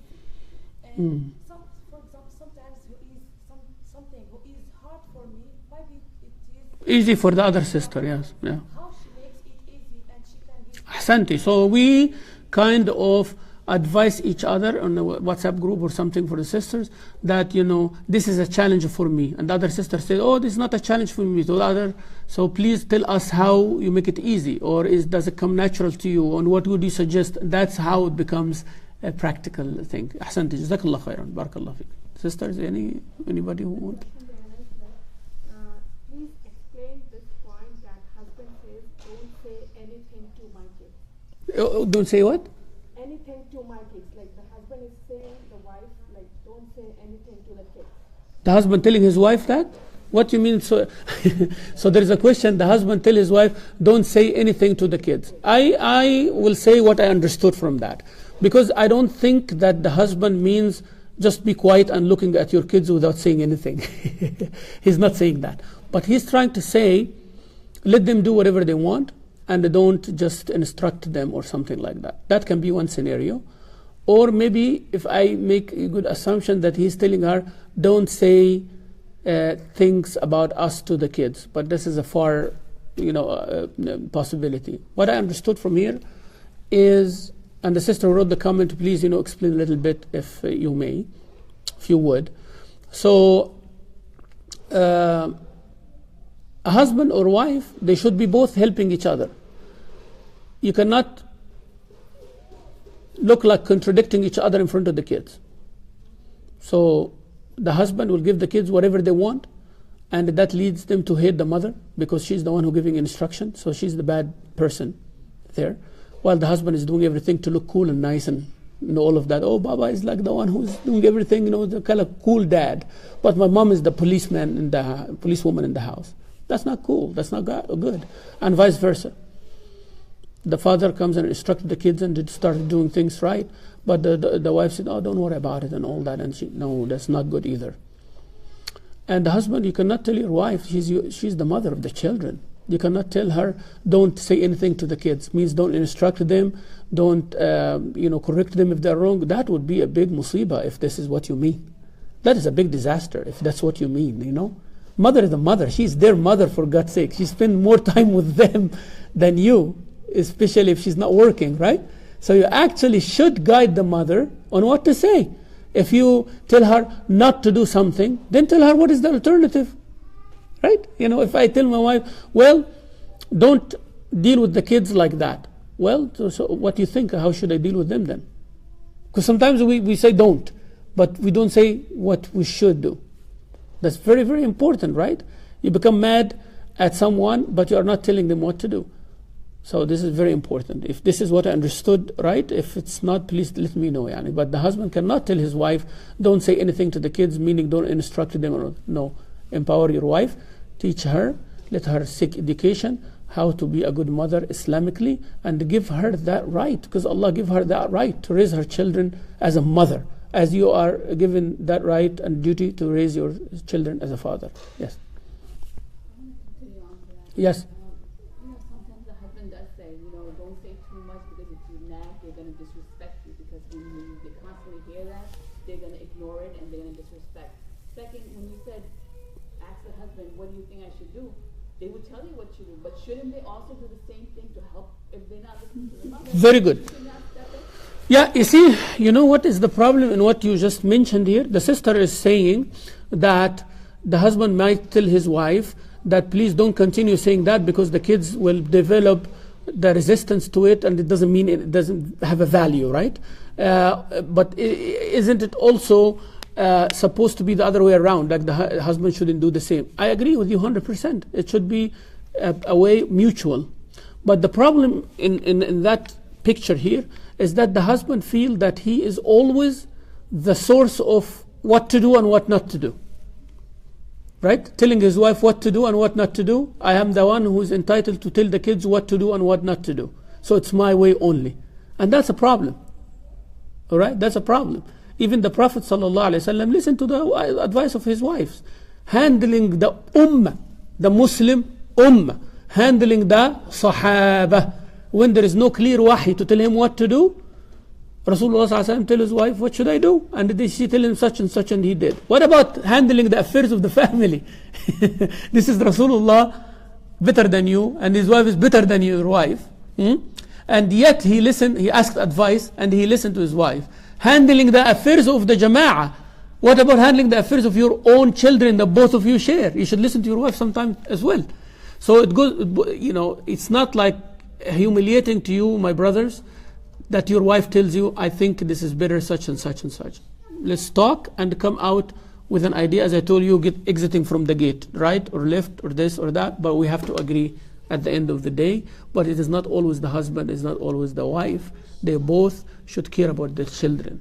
And that's, inshallah, what we would study in the book. Yes? On the same subject about raising the children, I do agree that you discuss things and you find a way, because there's always the husband and wife don't have the same idea of child rearing. And I think it's psychology, when we used to study the psychology of relationships, that's actually one of the main reasons for fights between spouses is financial and child raising or child upbringing, yes. Right, upbringing. So just trying to figure out a way that's in the middle. So you mentioned that when it comes to things, to decisions and such, they talk amongst each other, but there's a person to get out of that gate. The husband kind of has the final say. Yes. Does that also apply to raising children? Since the mother is basically with the child all day. The husband will see the child maybe for 2-3 hours every day. So if he's speaking from theory and saying that this is the way you should deal with the children, so these are all theories, but once the application, when you apply, yes, we come back to each other and I tell him, okay, we've applied this and it's not working, and we reevaluate and we come up with a new thing, and we're constantly in the picture. We're both in the picture of the issue. But ultimately, does it come back to him that he says something, this is how I should raise the children? This is, since in Islam or in our religion, there's no, there are general principles and guidelines, but it doesn't tell you if the child is doing this, do that. There's no handbook that says, okay, at this time you yell at the child, don't do this, don't do this. There are certain things that there's kind of room in. So does he have a say in that as well? Yes, the default is, as Rasulullah ﷺ said, كلكم راع وكلكم مسؤول عن رعيته. فالرجل راع في أهل بيته ومسؤول عن رعيته. So the man is the one who have the final say, but it doesn't mean he have the final say because he's just a man. Because he is assumed to be the one who is the leader according to the way of Allah and the Sunnah of Rasulullah ﷺ. And that brings us, فإن تنازعتم في شيء فردوه إلى الله والرسول. All right. The wife knows that this is not working, and she knows that he is the head of household, so the final say is his. But she also knows that his final say is not necessarily the way that it should be. So how can we solve this dilemma? That the husband and the wife agree that both of them, right, at the end, bound by what Allah said and what Rasulullah ﷺ said. That's where the sheikh comes, where the imam comes, where the deen comes, where this halqa comes. And both have to accept, because if they don't accept, we'll have a problem with no solution. I'm just telling you that. We'll have a problem with no solution. Both of them has to agree that once we differ, we go back to Allah and His Rasul sallallahu alaihi wasallam. What does Islam tell us? Well, I am the man of the house, and I'm telling her that the children cannot go out and have sports. And she says, no, the kids have to learn swimming and have to go out, have to have social life. No, they just go to Sunday school and the masjid and all of that. Well, we are in a situation here, right? So what does Islam tell us? No, she comes and we tell that no, according to the fatwa of the Assembly of Muslim Jurists, they talked about that, and the kids, according to the environment, have to have a balanced life, socially and religiously, so involving them in some sports and some activities is a requirement by the religion. Now, both husband and wife have to go with it. But you cannot talk it male versus female, wife versus husband, why the husband always have the final say, and then we get to that circle of no good. All right, but both of them has to agree that at the end of the day, rearing of the child has to go to according to the way of Allah. Otherwise, you're going to have a fight every day. You know, he's saying this and she's saying that. Well, I am the man and you have to listen to me. Well, okay, how long I can do that? Just because you're the man, what does that mean anyways? Right? And then again, from my point, just because of you are the woman and you make me feel like you know better, and every single time we come like that, all right, do it your way then, and he abandons the ship. No. Let's both find out the best way that Allah says. And that's where Islamic workshops has to be in place. That's why we were asking you for feedback. Please submit to this masjid administration that we need as many workshops as possible for child rearing in Islam, and that how husband and wife agree on raising children. I think there is a series of books by Dr. Rida and Ikram Bashir. They are both husband and wife from Canada. They have series of books. Even their daughter now, she's writing. She used to write about teenagers, but she's married now. So Ikram and Rida Bashir, Ikram is the sister and Rida Bashir is the husband. They wrote a book about family and about children, rearing them in the West and all of that. That's a good book to read. That's about 2-3 books there. Rida and Ikram Bashir. So search them and you'll find their books online, inshallah Rabbil Alameen. So this is the courses that I would be very, very interested in making them available in this masjid, and we invite some people, like a weekend seminar or something like that, about child rearing in Islam and who have the say. This is a good point. Like we can raise that challenging point and say, who has the final say? And what if both husband and wife, they clash? They get a collision course on how to raise the children. Both of them love the children. Both of them fear Allah. Both of them want good. But they disagree on the strategy and the methodology. So how should we solve that dilemma? That should be a workshop. Final one, inshallah, before we stop. Yes. On the same topic, what I'm reading is from the question is that what if there is a secret? Secret, yeah. Yes, that the husband maybe fornication or whatever, or something that would be embarrassing for either parents, like mother or father, that they've done, and they don't want the children to know. No, that's very important. The sister is saying, like, what if a husband and wife, one of them committed a major sin in the past and there is a secret? Do they share it with each other or share it with their children? Is that what you're saying? Right. No, actually, if a person did a major sin and they repented from it, you are not obligated under any circumstances to confess it to anybody. Whether to be husband or existing husband or anything like that, ask Allah's repentance, ask repentance from Allah and move on. So you should not press each other to confess it, and you should not feel pressure to confess it, but move on with good intention not to repeat it again. That's number one. Number two, if this is known already, and damage is done, and the husband told his wife or the wife told her husband, this should not be a pressure point to maneuver or to use it against each other in front of children. That's haram to do. Right? Like the husband looks down upon his wife as a sinner, or vice versa, she looks at her husband as a sinner. I want to raise the children and you are no good because you committed a major sin. Or when they divorce, or when they talking about divorce or something like that, they start shaming each other or talking negative to each other about each other in front of their children. That's haram. That's a major sin. You cannot do to the stranger, let alone your spouse. There's a nice story that one person was talking about divorce in front of his wife, and about his wife, divorce. I'm talking about divorce. Then his friends asked him, what is wrong with her? What is wrong with her? He said, I'm not going to expose the secrets of my wife. We get divorced, and may Allah make it easy for her, and may Allah make it easy for me. Then, he divorced her. And then his same friends come to him and say, now she's not your wife. What is wrong with her? He said, I'm not going to expose the secret of some stranger, woman. I did not expose her secret when she was my wife. I would not talk negative about someone who is not my wife. Unless, of course, the issue will affect someone in the future, then you are obligated to warn others from that. Like if a husband divorces his wife, or the wife seeks divorce from the husband because they commit a major sin, right? And they insist on it. Now, you know, after the divorce, they are going to marry someone else, and they will continue doing that. Then you are obligated to warn that someone else only with that part, not to speak negative about them. So be careful, because you have that, or she has that problem. You understand me? Other than that, you cannot just take the liberty of exposing them or talk negative about them. Like if they were involved in a business, for example, you know, I'm thinking from the perspective of the man. Yeah. Give me practical examples. Yeah. Like for example, if they were engaged in a business that is, you know, like not allowed or something. Yeah. Is that something that the husband is trying to keep, the wife knows, that is trying to keep from the children? Oh. Right. Yeah. They should leave that business. That is the main concern, not to hide it from their children. Because, you know, again, you are caught between, it's a catch-22, like they said, right? Now I'm feeding my children haram, and I'm hiding that from them. And if I confess to them, then I look bad in front of them. If I don't confess to them, then they will blame me in the future.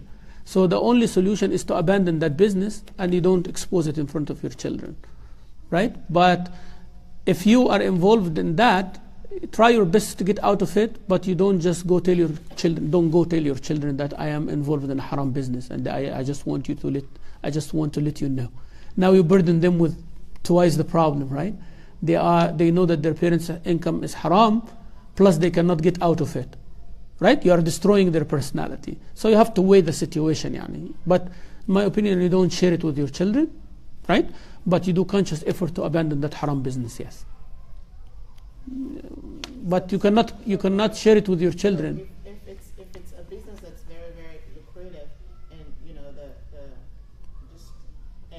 it's brought the family a certain status or finance. It doesn't matter. And then, you know, like you were saying, to stop or not engage in that business, but the children don't understand, so you still hold the information from them. I get it. I get the idea. Try as much. See, you take steps. Like, you know, if I'm going to stop that business, the children will not live in the status, and I have to explain to them. So you tell them that business, even though it is lucrative, there are lots of Islamic restrictions on it. Don't tell them it is haram and I'm doing haram. Try to give it in a different way. It's lucrative and everything, but it is not something that Allah will be pleased with it, and we would rather live in halal with lesser income than with haram with a more income. Try to introduce it to them in steps. If the only way is to tell them that this is haram and I have to stop it, say it, but leave this to the end. Yani. Yeah. And so, for example, you have a son that's looking up to say, you know, because my dad does this is what I want to do, not knowing as a child, you know, still young, saying, okay, for example, my dad owns a gas station. I'm just going to put that out there. Yeah. That's generally the common one. Yeah. And, you know, so you're looking to say, okay, when I grow up too, I want to hold a gas station. Yeah. But, you know, as a mother, you're thinking, you know, this is not the right way that I want my child to pursue this business. But so how do you break that down to your child? Well, that's good. That's very practical example. In that situation, I would say if you are a conscious mother and father, both of you have to be on the same page and speak openly to your children about it. In my opinion, you know, if your children in that conscious and they are grown, like teenagers or something, you sit with them and say, you know, this is not what would you like to do. This is have lots of restrictions on it. We kind of didn't know. We were forced into it, and we're trying to get out of it. And it is not something that we want you to do, right? Because we're trying to get out of it because it's not right. It's haram. So straightforward. Inshallah, you have to do, yes. Jazakumullah khair. We'll stop here, inshallah. May Allah reward you all. It was very informative, very good. And inshallah we'll continue next week. But please prepare chapter 1. There's about 50 pages there. Try to, you know, read them as much as you can, and come with points and come with questions for next time, inshallah. Assalamu alaikum wa rahmatullah. Alhamdulillah Rabbil Alameen. Jazakumullah khair.